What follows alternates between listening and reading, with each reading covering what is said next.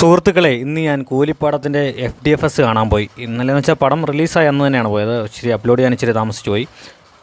എൻ്റെ പൊന്നെ, രാവിലെ 6 മണിക്കത്തെ ഷോ കാണാൻ വേണ്ടി രാവിലെ 5:50 തിയേറ്ററിൽ ചെന്നു. വളരെ പ്രതീക്ഷയോടാണ് പടം കാണാൻ വേണ്ടി ചെന്നത്. ലോകേഷിൻ്റെ പടം എന്ന് പറഞ്ഞു കഴിഞ്ഞാൽ പിന്നെ ഭയങ്കര മാസ് പടമല്ലേ.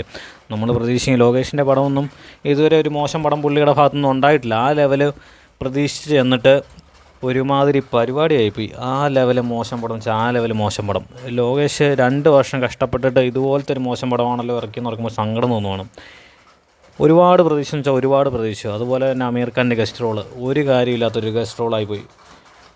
മെക്സിക്കോയിൽ നിന്ന് വന്നിട്ടൊരു വീടി വലിച്ചിട്ട് പോകുന്നു, അത്രയും മാത്രമേ ഉള്ളൂ. വളരെ മോശം. ഒരു നല്ലൊരു ആകെ കൊള്ളാവുന്ന ആ മോണിക്ക എന്ന് പറഞ്ഞ പാട്ട് മാത്രം.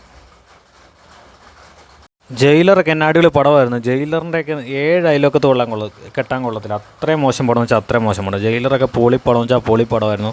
ആ ലെവൽ പടങ്ങളൊക്കെയാണ് രജനീകാന്തിൽ നിന്ന് പ്രതീക്ഷിക്കുന്നത്. പക്ഷേ അതുക്കും മേലെ പ്രതീക്ഷിച്ചു. പക്ഷേ തിയേറ്ററിൽ ചെന്നപ്പോൾ ടോട്ടലി ഡിസപ്പോയിൻറ്റഡ്.